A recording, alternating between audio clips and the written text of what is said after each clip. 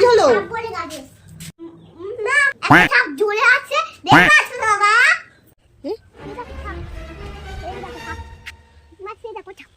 দেখি, হ্যাঁ হ্যাঁ তো দেখি,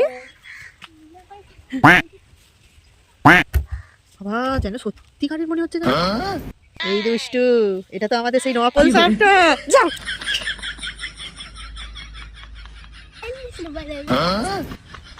আমাকে উল্লু বানানো হচ্ছে। আমিও তোমাকে বোকা বানিয়ে দিলাম, সাপটা গায়ে ছুড়ে দিলাম। কেমন লাগলো? আমাকে বোকা বানাবে? আমাকে বোকা বানানো অতটা সহজ নয়।